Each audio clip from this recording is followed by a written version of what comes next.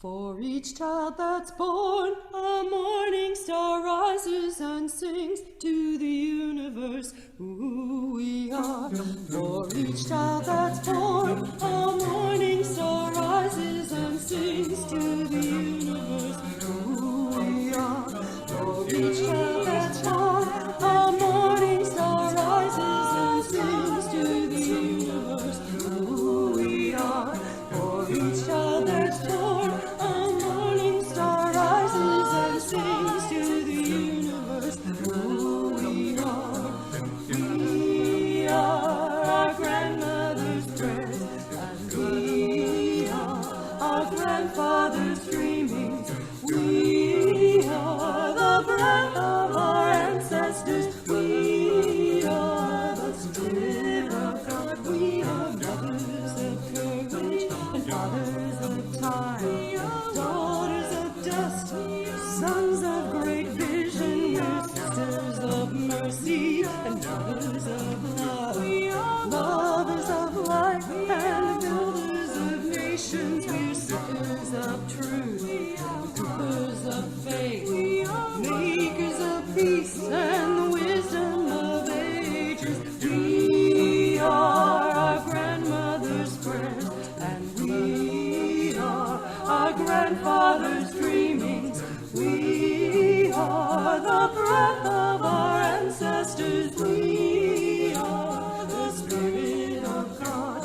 For each child that's born, a morning star rises and sings to the universe who we are.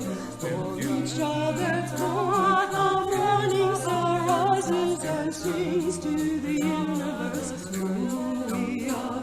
For each child that's born, morning star rises and sings to the universe who we are. For each child that's born, a morning star rises and sings to the universe who we are. We are one.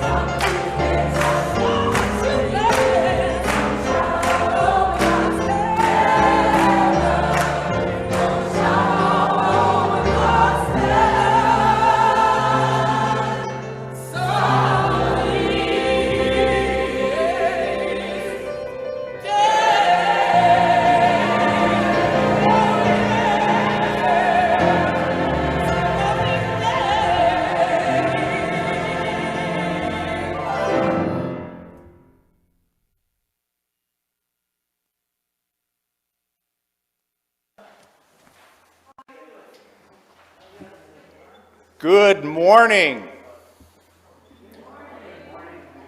We have an exciting service today, and it is full of wondrous and joyful things, as well as plans B, C, D, and E, which you will hear about a little bit later.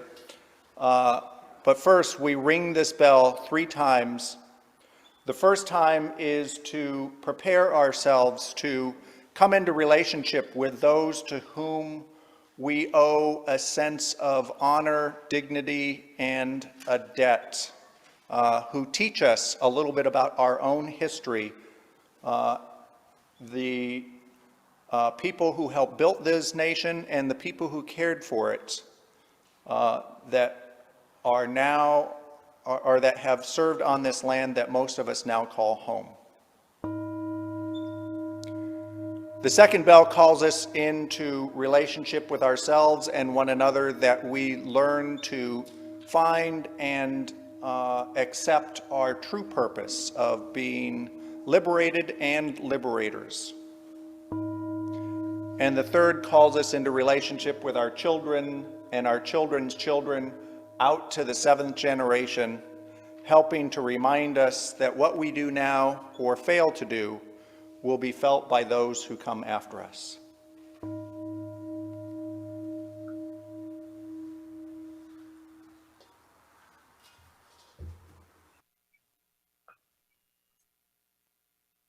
Good morning. Happy Juneteenth. I did not grow up celebrating Juneteenth. Juneteenth is a celebration of the day that troops ended slavery in Galveston, Texas. But all over the US, enslaved people became aware of their freedom or received government or army support to end their enslavement at different times. For many, it was between January of 1865, when the 13th Amendment abolishing slavery was passed, and December of 1865, when it was finally ratified. The celebration of these events was often known as Jubilee or Freedom Day. It was a time to share generations of family history and honor the bravery and perseverance of our ancestors that allowed us to be born. It was a time to celebrate that we were indeed the embodiment of our ancestors' wildest dreams, but that the struggle for freedom and equality of opportunity was far from over. The actual date did not matter. Family and gratitude for family was everything.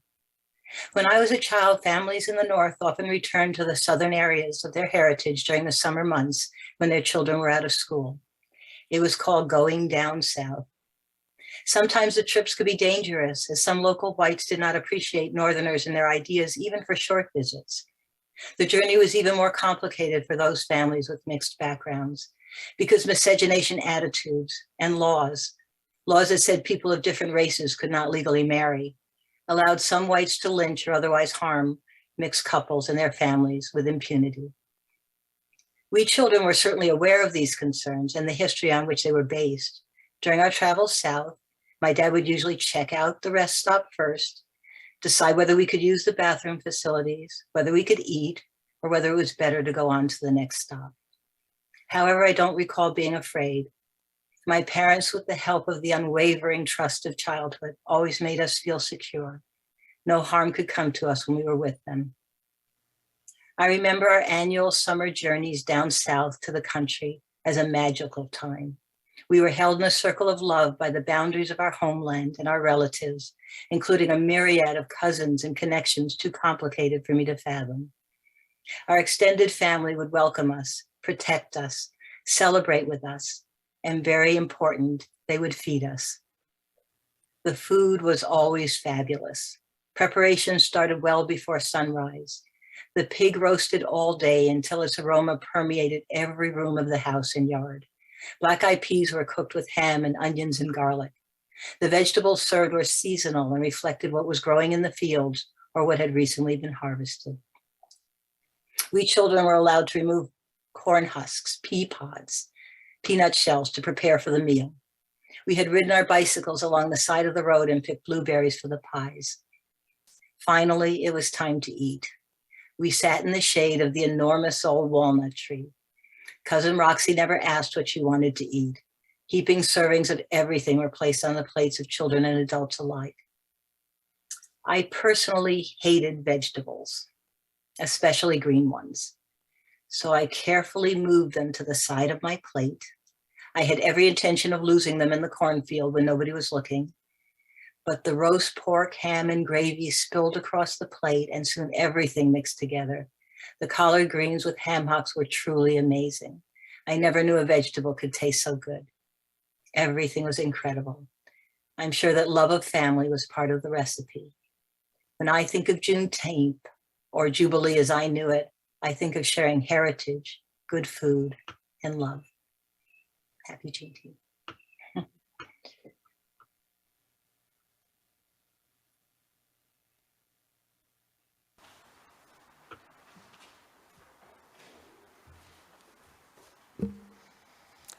Good morning.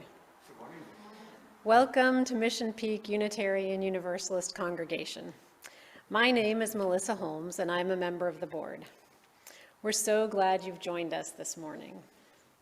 Unitarian Universalism is a radically inclusive, non-doctrinal, non-dogmatic, open-minded, and open-hearted faith. We are people who are all coming at truth from different paths. We gather together across different identities, experiences, and beliefs to affirm and promote the inherent worth of every person. Together, we see our job is to love the hate out of this world, to heal the hurt in ourselves and one another, and to be the change we would like to see in the world. We use chat in Zoom or our Joys and Concerns book by the membership table to share joys and concerns, our personal milestones of importance, which will be read aloud during the service. Maybe you're here for the first time. We've been reaching out and asking people to bring their friends because we think the world, especially now, needs some friendly places to gather and find encouragement and hope. We have social hour. We usually have social hour after the service where we get to visit with one another, or in breakout rooms, and the worship host will give you more information about that. However, we'll be doing something else after service, which I'll get to in just a minute today. In the meantime, we put a link to our weekly newsletter in chat so you can see all the events coming up. We encourage you to join anything that speaks to you. We also put our welcome email, welcome@mpuuc.org, in the chat, and you can use that to request a newsletter or have other information be sent to you. There are a few things I'd especially like to call your attention to. In-person attendees should be masked both inside and outside of Cole Hall. Because it is becoming apparent that vaccinated people can still spread the disease to others, we strongly encourage those in contact with children and unvaccinated or immunocompromised adults to attend service outside or via Zoom. We allow worship leaders, associates, and other service participants to be unmasked while speaking if they voluntarily disclose they are vaccinated and are 10 feet apart from others who are not fully vaccinated. More information can be found on the bulletin board to your left if you're in Cole Hall or in Week on the Peak. This morning, we are having a Juneteenth congregational picnic after the service today at Lake Elizabeth in the Brook 2 picnic area. There are directions and more information on Week on the Peak. Barbecued spare ribs and a veggie entree will be provided. If you can, please bring a dish to share. We hope to see everyone there after the service today. Lastly, please silence your electronic devices if you have not done so already. If you hear something or see something in this morning's service that inspires you or makes you laugh or brings you hope, please tweet it or share it on social media or just tell a friend.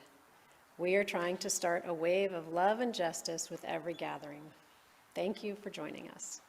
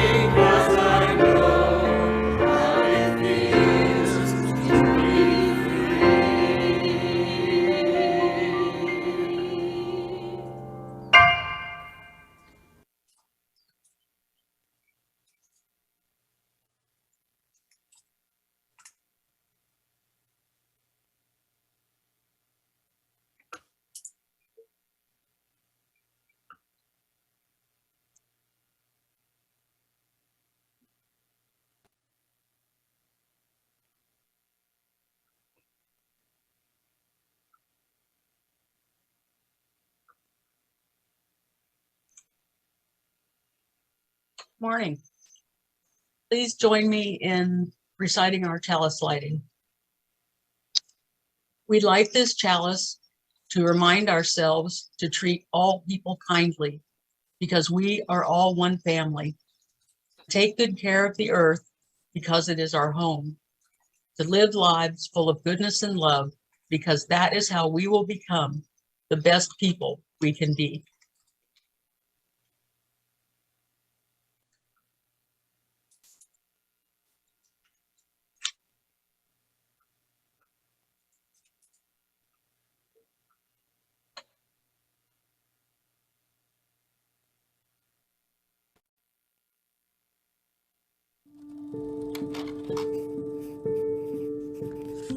Juneteenth is a deeply emotional moment for enslaved people because for decades, for centuries, enslaved people prayed for, hoped for, fought for in the form of slave rebellions, running away, bought their freedom when they could. And if you read slave narratives, if you listen to spirituals from the era of slavery, you know that enslaved people longed for freedom.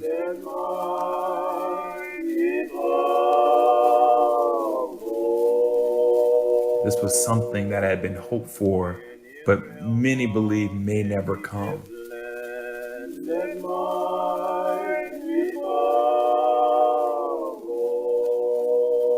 Well, the master promised to give me $40 a month in fare. Well, lots of the boys say they ain't want it. They rather go free, you know.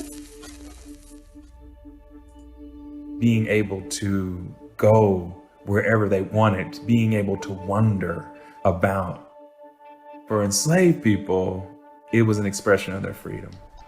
Well, Matt Porter was the one that long Miss Porter, one of our white folks' neighbors. He was coming along, we all sitting on the fence, and a colored soldier come along and asked her did she want to go with him. And she said yes, she mounted one of them horses. She went on with them. I never did see her and hear tell of her no more. When I think about Juneteenth, I think about it in the context of Emancipation Day celebrations that began January 1, 1863. They took on a whole new meaning when slavery was formally abolished after 1865. You would have had African-American veterans who fought in the Civil War be prominent in these celebrations, dressed in their military garb, speeches from enslaved people, the most prominent Black politicians singing of hymns, spirituals, discussions of registering to vote. Enslaved people celebrating in public their newfound freedom was an act of resistance. Because we have to remember, slavery came to an end after a 4 years bloody Civil War. Still the bloodiest conflict in American history. Many people in the South and in the nation who did not want to see slavery abolished fought tooth and nail to block the 13th Amendment.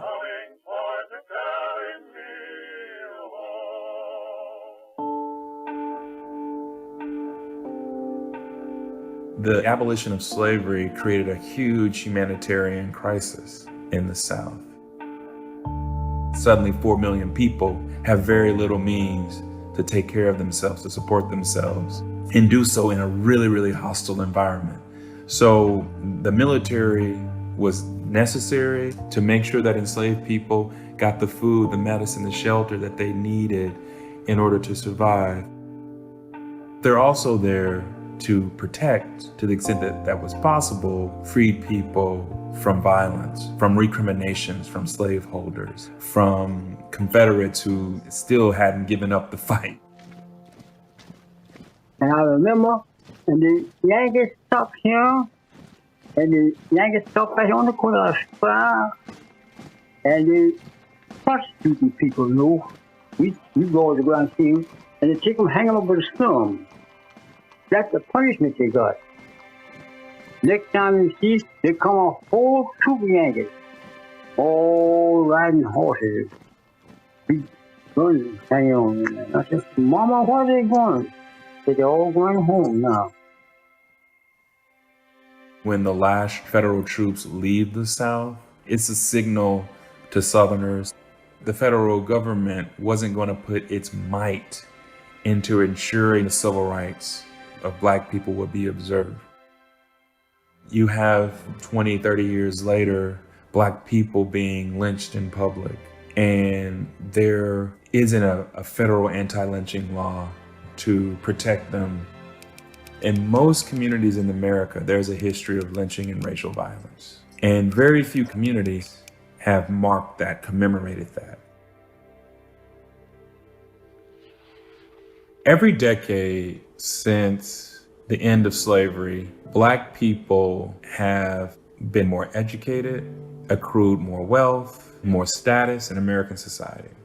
Every decade since 1865.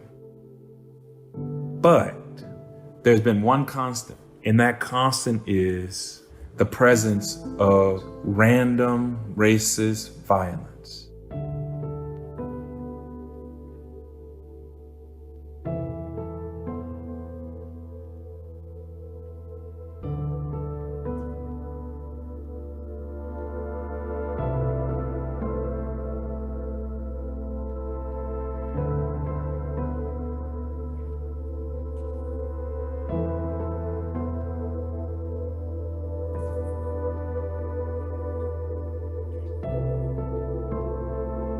What I see in George Floyd's murder was a white police officer attempting to dominate and to subdue a Black man who was not resisting, who could not resist.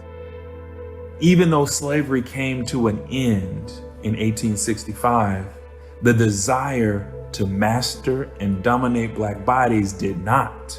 And we have never dealt with that. These are the kinds of stark realities that are highlighted during Juneteenth. If Black people's lives can be expunged through racist violence and no one is held accountable, how free are we? Are we free?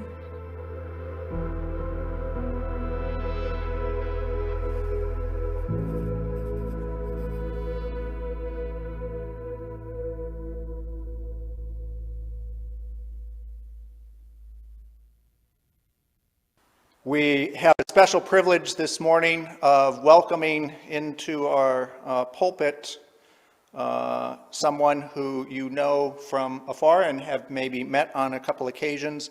This is for our special collection for our accompaniment team. So I would like you to welcome Sergio Jaime Lopez and Meredith Miller, who is working with our accompaniment team.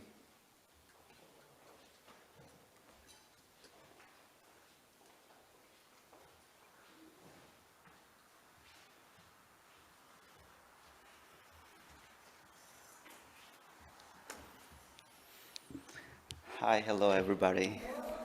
Thank you so much for having me today. Oh, thank you also. People are in through Zoom, right? I see Kathy there. Hi, Kathy. Yeah, it's a very beautiful day today and really special. I just want to share with you that I'm going to have my last hearing this July, which is what I want to do because I want to finish everything about my case and have my family with me too. And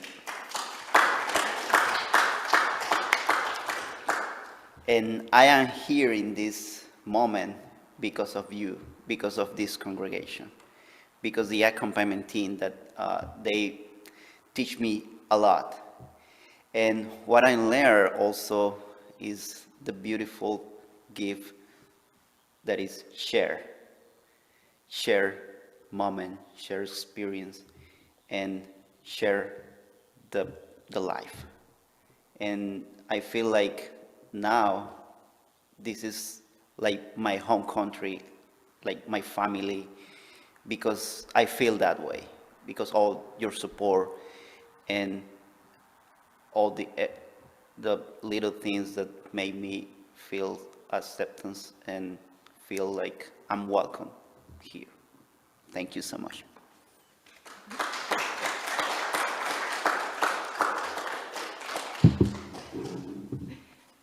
Thank you, Sergio. It's been a great blessing for us to accompany you as well. And I just wanted to share some of the things we've learned from walking with you over the past few years. And first and foremost, as Sergio mentioned, the incredible generosity and the deep bench of helpful people in this congregation. Should I speak up a little? Okay, thank you, Valerie. The way Valerie stepped up, this lasted so much longer than we came in a little naive thinking, 6 months, but it's been 2 years and some people had to leave us, but other wonderfully helpful people like Valerie stepped in and lots of you have stepped up in ways large and small and it's just really grown my respect for this congregation. Another thing we've learned is I'm ever more aware of Martin Luther King's warning that injustice anywhere is a threat to justice everywhere, and we are caught in an inescapable web of mutuality. Or as the speaker in the video said, if these injustices are going on, are we really free? How free are we? One example of that is Sergio. After 2 years, he's still wearing this ankle monitor. When obviously he's not going anywhere. And a few weeks ago, he had an opportunity to get it taken off, but they were going to put an app on his phone. And at first we were like, yay, get the thing taken off. And then we were like, app on the phone? Wait, phone is really personal. There's all kinds of stuff on my phone. And so while looking into this, I found out that Customs and Border Protection could search my phone. They can search any citizen or permanent resident's phone at the border or within 100 miles of the border with no warrant or even probable cause or reasonable suspicion. And it just shows the way that injustices that affect a vulnerable group seep out to affect all of us. And so, that phrase from, I think, the Quran and Leviticus and the gospel, comfort the stranger, for you were once a stranger, could be revised to say, comfort the stranger, because we're all becoming strangers in a way. The world is becoming increasingly strange. Anyway, hopefully on July 15th, you will get the ankle bracelet off because you will be an official asylee in the US. So much more I could say, but the last lesson learned for me one of the many is that the last few years spending time with you, I'm going to make you cringe a little, has been a master class in how to feel your anger when it's warranted, and it's often warranted, but channel it in a productive direction towards a goal and let it go when it no longer serves you. I've seen you do this again and again, and this has been such a lifelong challenge for me that I've been really grateful to get to observe that. Hopefully, July 15th, we won't have as many things to feel angry about. We'll see. If all goes well and asylum is granted, as Sergio mentioned, we want to start the process of bringing Sergio's wife and sons to the US. It may be harder to find a pro bono attorney to help with this, and so that's partly why we're doing the special collection today. I don't know, Eric, if you have that slide of those two little kids, can you go back a couple? And, maybe it's not there. Okay. What I'm hoping is that all will go well on the 15th, and one more forward. And then I will get to meet these little guys finally, and maybe next Father's Day we'll all be together. I think that would be such a great outcome. And then if worse comes to worse and asylum is denied, we will start an appeal because there's no way you can go back. So anyway, to donate to Mission Peak, now we can go to the donation slide. Of course, there are 3 ways. You can mail your check drop an envelope in the UU mail slot addressed to MPUUC, or pay online, but remember they charge us around 3%, or drop your donation in the bowl. And if you're donating specifically to the accompaniment team, please enter accompaniment team in the memo line. Otherwise, if it's just your pledge, put pledge in the memo line. And you can, you can make these things possible by making a donation as the baskets come around. And thank you for supporting and sustaining the efforts of our members, friends, and staff. Your contributions make loving, learning, and leadership more possible. Thank you very much. Thank you, Sergio. All right, on to joys and concerns.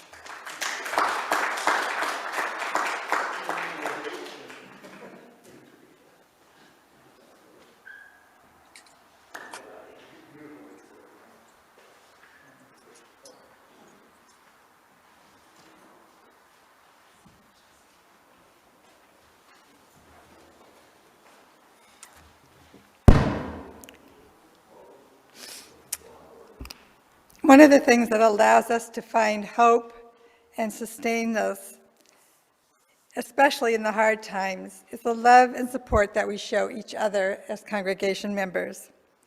If you have a joy or concern that might, by sharing with this caring community, might bring that encouragement or resilience you're needing, please write it briefly now in the chat.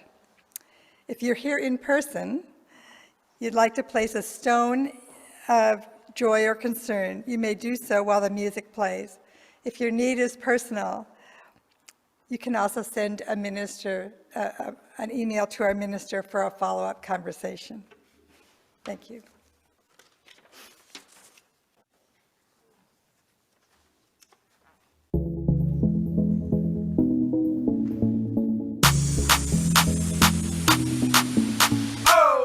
Yeah. Do you know the story of Juneteenth? When the enslaved found out that they were free. 2 years after 1863, the Emancipation Proclamation. Yeah. Freedom. What does it mean to be free? Are you born with it? Is it God-given? Or is there a cost to be free? The Constitution said we were 3/5 human. How can it be? Democracy built on stolen land. Freedom is a right, not a privilege. Freedom from false restrictions. Skin color, birthplace, respect the ways we're all different. Let's take it back about 100 years. Quick, let me paint this picture. America in the Civil War, no Marvel movie, this history. President Lincoln had a plan to end slavery only in the South. But black folks, when they heard about it, start spreading that word of mouth. Picked up arms and joined the Union to fight for their own freedom. The colored troops helped win the war, gave the proclamation new meaning, You better believe it. Do you know the story of Juneteenth? When the enslaved found out that they were free. 2 years after 1863, the Emancipation Proclamation. Justice. When have we seen it and known it? Who are the ones who have grown it? Took it from notion to showing what's justice. About soldiers who were free, risking their lives for people like me. All the kinfolk they may never know.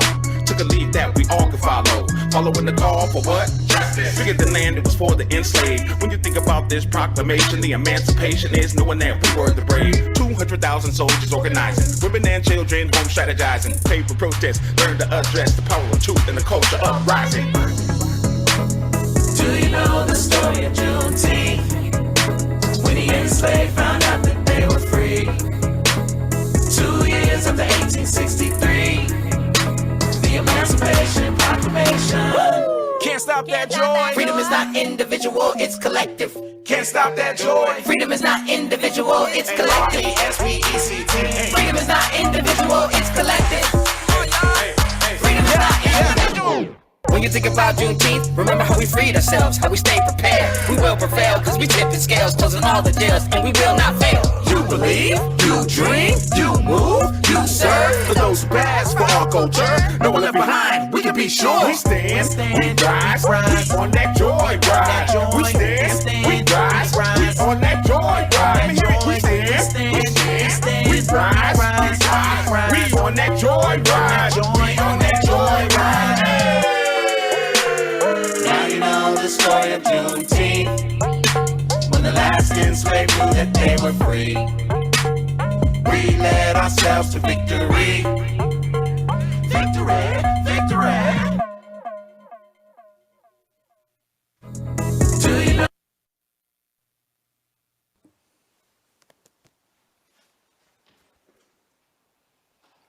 These are the joys and concerns that are alive in our hearts this week. We're very joyful to have Sergio with us and Meredith's help with the accompaniment team, and for everything that we're learning about how to address challenges with grace and resilience. And finally, one last stone for all the hopes and hurts still too tender to escape our hearts. May, for the sake of love, we keep our doors, our hearts, our minds, and our arms open.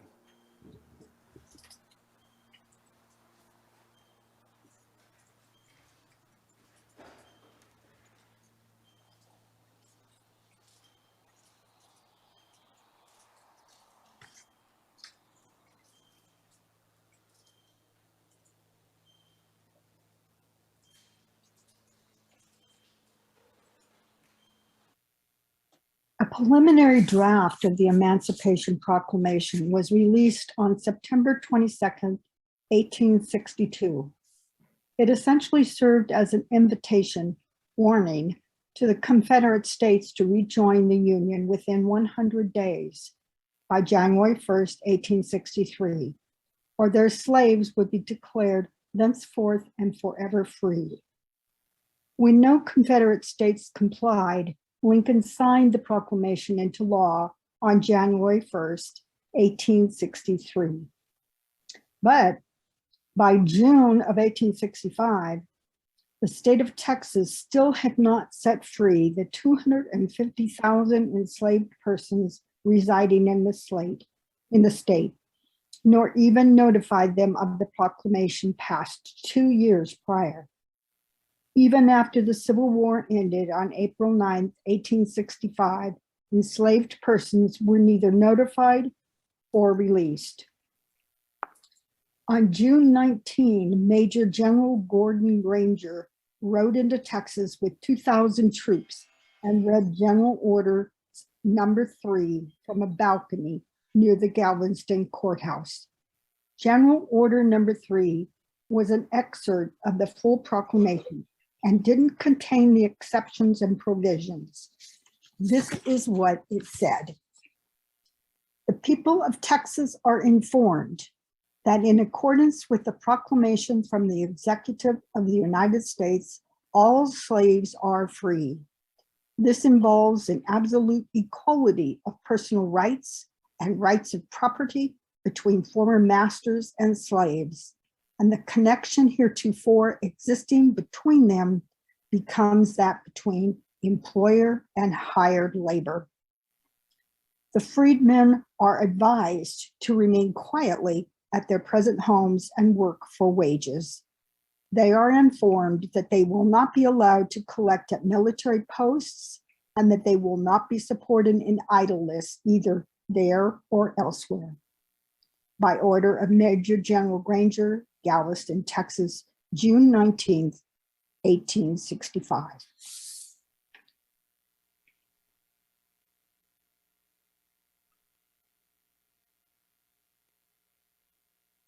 All over Texas and printed in state newspapers.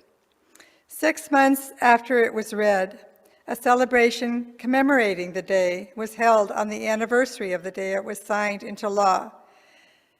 This article from the Galveston newspaper describes the first celebration. I'm quoting from Flake's Bulletin, which is Galveston's newspaper, January 2nd, 1866. The colored people of Galveston celebrated their emancipation from slavery yesterday by a procession. Notwithstanding the storm, some 800 or 1,000 men, women, and children took part in the demonstration. The procession was orderly and creditable to those participating in it. A meeting was held in the Colored Church on Broadway, at which addresses were delivered by a number of speakers. Among them was General Gregory, Assistant Commissioner of the Bureau of Freedmen. The general gave them a great deal of good, plain advice, which, if they follow, will be redound to their well-being and prosperity. The Emancipation Proclamation of President Lincoln was read. The singing of John Brown's Body Lies a Molding in the Ground was also part of the program. So far as we're observed, there is no interference nor any improper conduct on the part of spectators.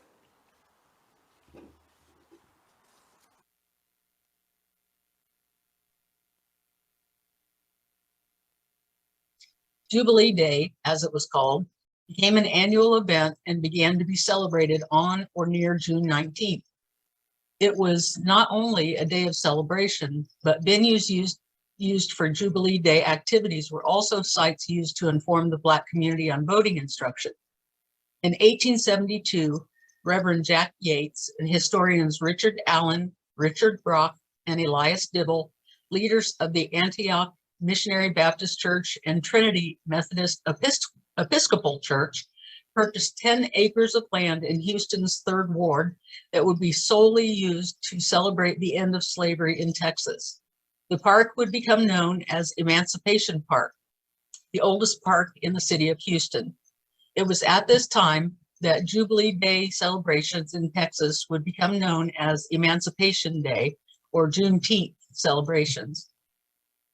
These celebrations were carried out with joy and determination, but toward the end of the 19th century and beginning of the 20th century, Texas experienced a strong resurgence of white supremacy with the enactment of Jim Crow laws designed to disenfranchise Black citizens. This led to an African-American diaspora, what became known throughout the South as the Great Migration. Black citizens moved north or west to find better employment opportunities and escape racial violence. Although people carried their Emancipation Day traditions with them, legal, social, and political disenfranchisement made it difficult, even unsafe, to practice them.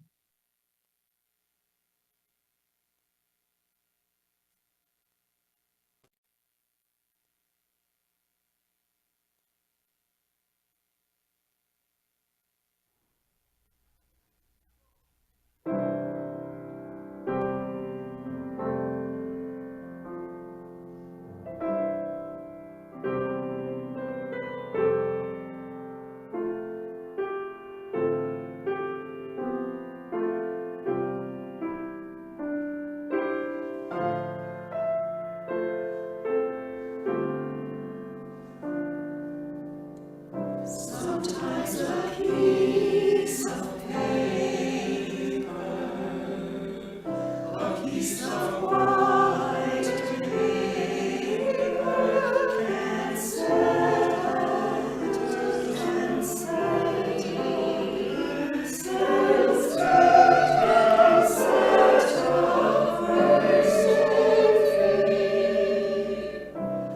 just a few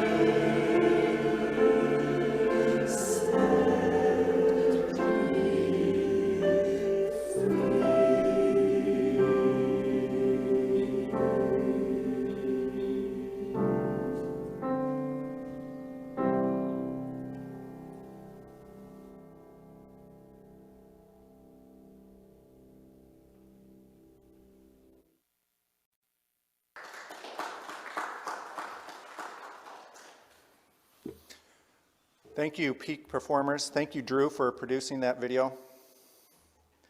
Any video that can double the number of Shauna Pickett Gordons in the world is a good video.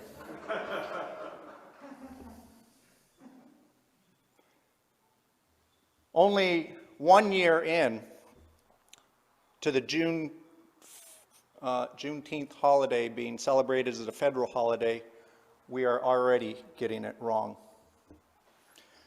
That shouldn't be a surprise. Just 2 years ago, Donald Trump famously told the Wall Street Journal that after he had polled his advisors about Juneteenth, he discovered that nobody had ever heard of it. In fact, he claimed to have made it famous when he attempted to co-opt a Tulsa Juneteenth celebration for a political rally that he wanted to have. Trump's audacity isn't surprising, nor is it that none of his advisors have ever heard of Juneteenth. They all seem to draw from the same select category of history, which is to say white history. But it does spotlight a problem, specifically that their history has been our history, which means that unless we have logged any substantial time traveling in the black community, and unless we enlist members of the black community to help us do some of our emotional labor for us, we will wind up as arrogant and self-absorbed and insensitive as Trump to the lives lived by a whole community of people who lived right beside us for centuries. Recently, community organizer and activist preacher Andre Henry preached at my home congregation neighborhood church in Pasadena on the topic of Juneteenth. He mentioned that he is asked quite frequently by white people what they could do to be some support to communities of color as the country struggles to get woke together. What he said as a black man was clear and concise, but also complicated.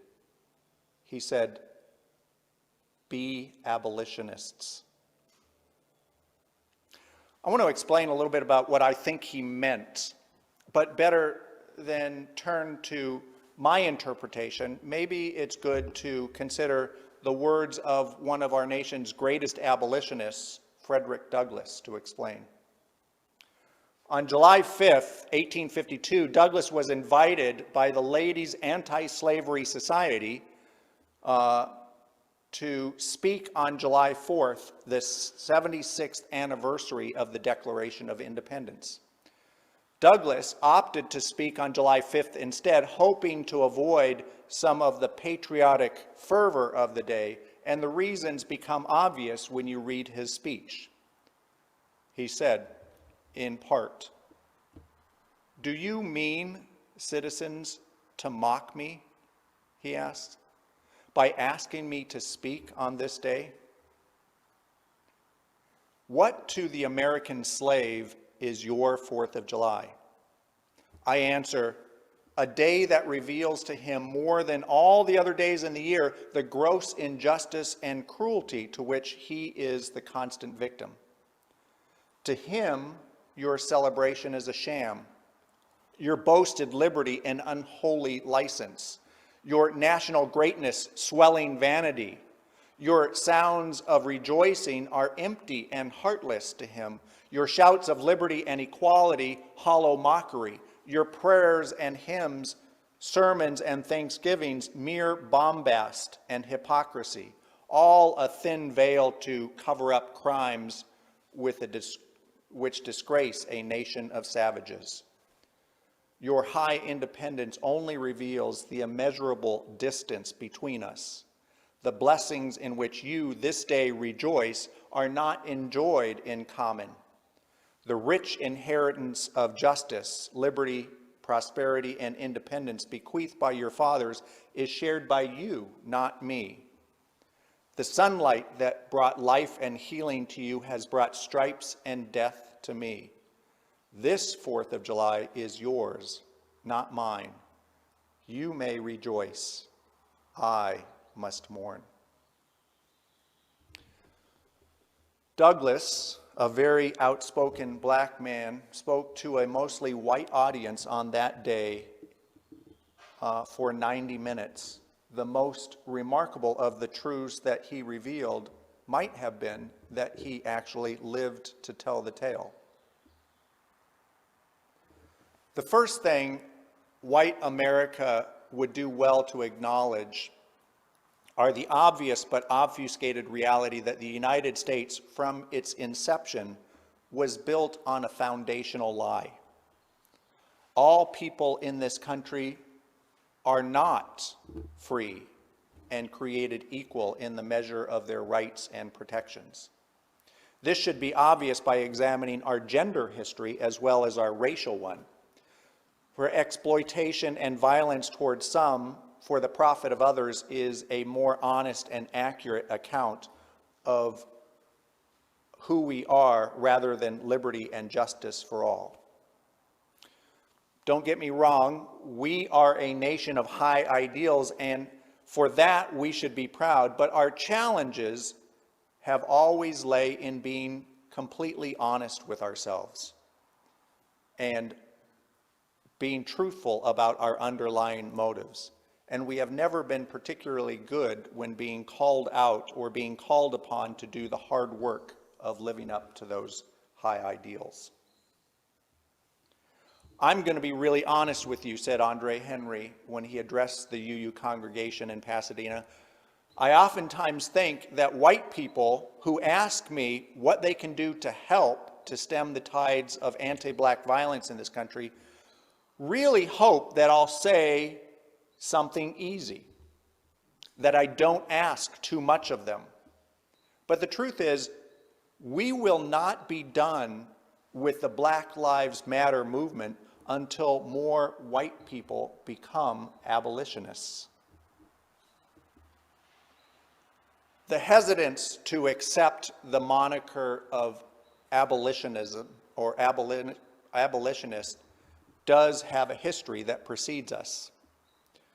Just after Abraham Lincoln was elected, when the Confederate States seceded from the Union, they did so insisting on states' rights to decide, although they were never completely honest about declaring states' rights to do what. Just after the Civil War started, Lincoln confessed in a public speech, quote, "If I could save the Union without freeing any slaves, I would do it. And if I could save the Union by freeing all the slaves, I would do it. And if I could save it by freeing some and leaving others alone, I would do that." His position, preserving the Union over abolition, was clear. It wasn't until after the first 5 or 6 battles of the Civil War went so poorly for the Union that Lincoln began to suggest to his cabinet the idea of drafting a preliminary Emancipation Proclamation. He suggested the document become effective on January 1st, 1863, 6 months in the future, to give any state of the Confederacy who gave up their position in the rebellion a chance to keep their enslaved people. It was also a strategic piece of foreign policy because Lincoln knew that Britain and France had both made gestures of taking sides in the war, and he knew that they would most likely support the Confederacy since they were each eager buyers of the South's cotton and sugar, which had been blockaded by the Union. But Lincoln also knew that Britain just abolished slavery in 1834, which we were reminded of in the anthem. And France's declaration of abolition came in 1848, both within about 15 years. And so Lincoln knew that neither could provide the Confederacy support without appearing morally duplicitous.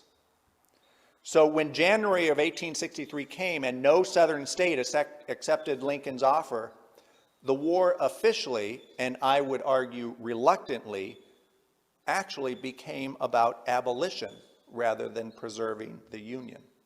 And it set into motion the process for 200,000 formerly enslaved people to fight for the Union as well as fight for their own freedom, essentially turning the tides of the war. It also led to the quick passage of the 13th Amendment to permanently free the slaves, since the Emancipation Proclamation was essentially an executive order good only during wartime. Andre Henry, when he preached to my home congregation, and when he made a request for more white people to become abolitionists, shared the resistance he receives from even the most well-meaning and progressive of white communities that he speaks to. It just seems so radical, he has heard people say. Couldn't we just let it all take a little time, let it die off on its own? He reminds those communities that say that is exactly what people were saying even back in the 1860s. When General Order Number 3 was presented in person to the citizenry of Texas 2 months after the Emancipation Proclamation took effect and 6 months after the end of the Civil War decisively being won by the Union, it was the end of a very long path of reluctance and resistance. The enslaved could see how reluctant slaveholders were to release them, and they could also see how reluctant well-meaning progressives were to force them to release them.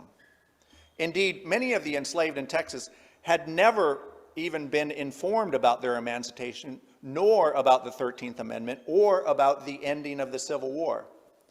Some claim that non-military correspondents had been sent after the end of the Civil War, dispatched to Texas to deliver the news, but it became a literal case of killing the messenger. What changed things was probably not the eloquence and clarity of General Order Number 3, or the melodious way that Major General Gordon Granger read it from his balcony, nor even the printed text that appeared in the newspapers. What changed was the 2,000 troops that were stationed in Galveston port that Granger brought with him, who captured the port and took possession of all the exports, meaning that slaveholders could not get paid for their cotton. But something did change in June of 1865.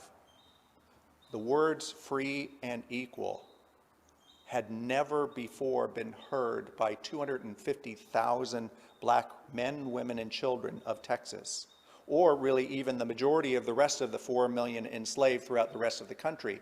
And they certainly had never heard those words out of the mouths of a white person representing the United States of America. And yet they were the very words that burned in their souls, that they had vowed for so long to hold on to, that lined their dreams and anchored their prayers and brought them into song. They were the words synonymous with crossing into Jordan and I'll fly away and gathering down at the river. They are what God had promised and what kept them alive when all they knew was difficulty and challenge. But free and equal also meant finally being allowed to go to search for wives and husbands and parents and children and siblings who had been taken from them and sold away. It meant that they could marry who they wanted. It meant that they could name their own children. It meant that they could say no to subjugation and humiliation and say yes to education and opportunity. Responses of the newly freed varied quite significantly. Some left their plantations immediately to find family. Some headed north for work or better treatment. But a couple things quickly became very clear. Black people began having trouble imagining exactly what it meant for them to be free, and white people certainly had trouble imagining how to let them be free. Just because laws change do not mean that attitudes do. But the black community could no longer suppress the call to celebrate. They celebrated for their deliverance. They celebrated that the someday that they'd heard their ancestors speak about was now this day. They celebrated that for their descendants who might now know and tend the fertile soil of their own freedom. 6 months after the news, they celebrated January 1st, the anniversary of the Emancipation Proclamation taking effect, and they celebrated every year afterward on June 19th or Juneteenth or Jubilee Day or Freedom Day as they knew it. And they did all the things in those celebrations that white society never allowed them to do. To gather together in large groups, to make and eat their own food in celebration, to dress in their finest clothes, to pray in public, and to plan how to vote. Our history, which is to say, largely white history, has a lot of holes or forgotten passages. And one area that we're slow to recall is how fleeting and fragile free and equal really was after emancipation for the black community. Anti-black violence was extraordinarily common. There were no anti-lynching laws up until the 1960s. Many whites felt that the blacks who celebrated after emancipation were acting above their station, and there were many reports of whippings and beatings. The period of Reconstruction, where the newly freed were protected from violence, lasted only as long as Union forces were present.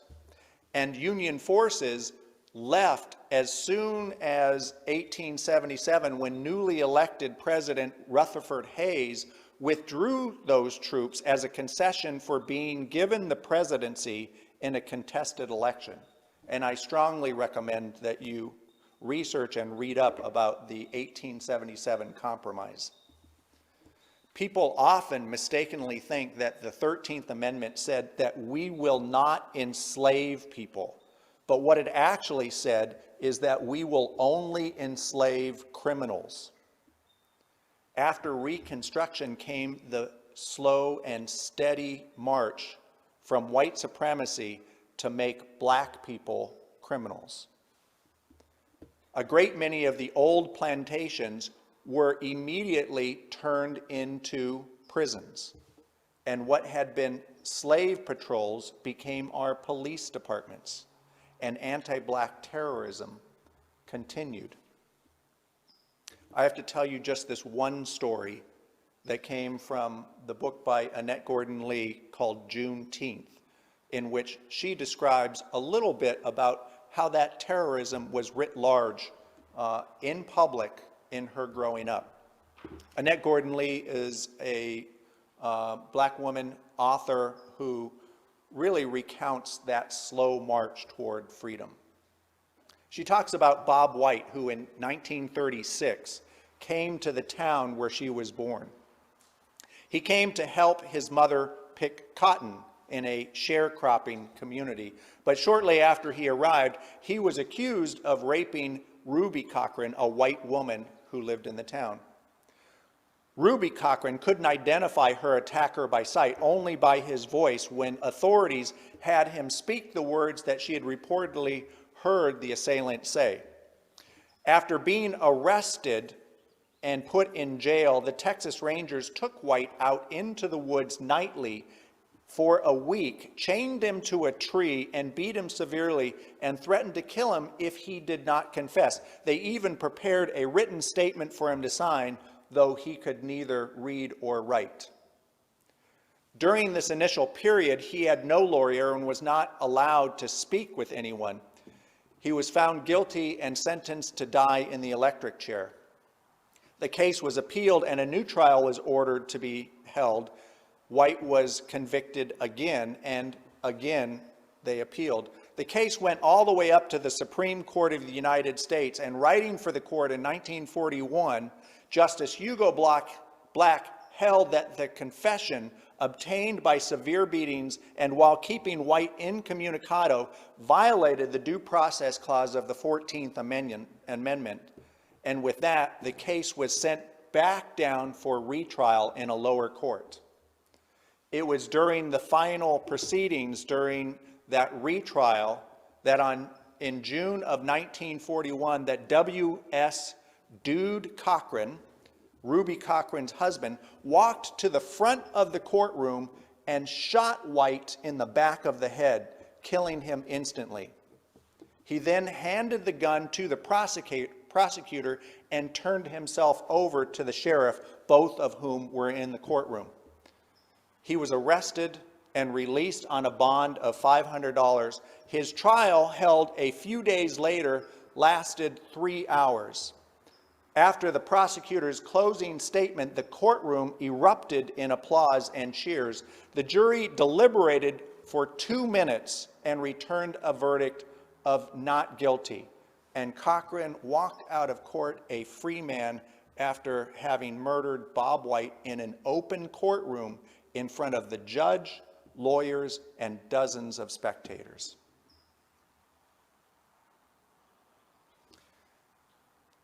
If white people want to understand the real meaning of Juneteenth, we might consider the real meaning of free and equal, especially when it comes to justice, and especially when it comes to celebrating and expressing joy. This last story is something that Andre Henry said in his conversation with the neighborhood church after his sermon. It's a story that I can't forget about where he participated in a march for anti-black violence that started at the Pasadena police station and walked down to Old Town, a intersection that I've been to millions of times. One of the organizers of that march put on some music and invited all the black people into the center of the intersection to do the electric slide. And it was there, in that moment, Henry said, I got a glimpse of some future time of what it really might look like if racism was truly abolished. And that vision came from seeing what all the non-black people were doing in the intersection, that they were actually in the perimeter, out of the way. But not only that, not only did they not interfere with our celebration, they stationed themselves around the periphery, allowing us to have this moment of joy. They didn't shout questions like, Andre, what book should I read?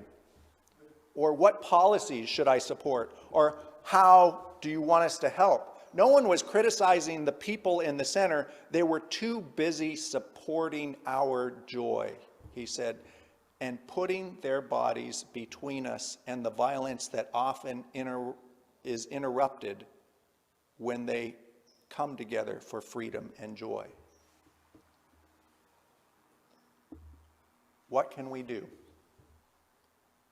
If we want to stop experiencing the horrific violence against George Floyd, Breonna Taylor, Ahmaud Arbery, and the violence the prison industrial pipeline is enacting on the black community, non-black people will need to start putting their bodies in the way of that violence. That is what it means to be an abolitionist. And that is the only future that a truly multicultural community can enjoy together. May that be our charge, may that be our promise, and may that be the beginning of many picnics to come.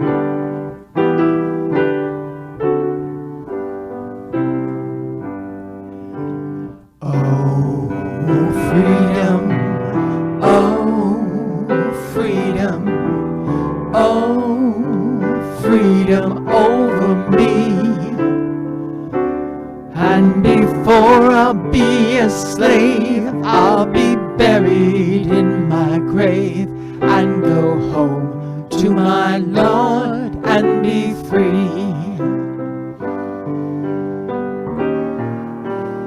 No more moaning, no more moaning, no more moaning over me. And before I'll be a slave, I'll be buried in my grave and go home to my God and be free.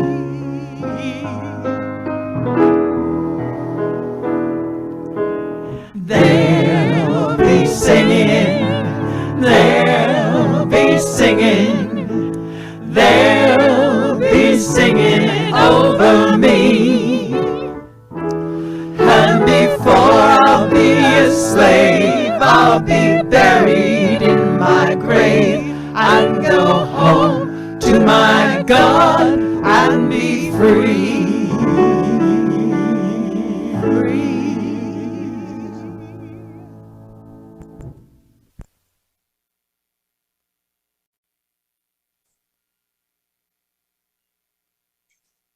Please join me in these words to extinguish our chalice.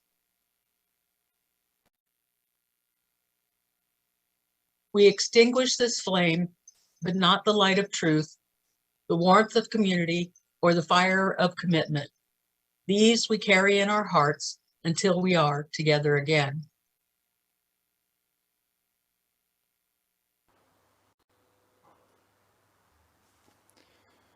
Friends, with a hand on your hearts and outstretched to the people around you, the people in this country, the people both seen and unseen, may we go forward today in freedom and in joy.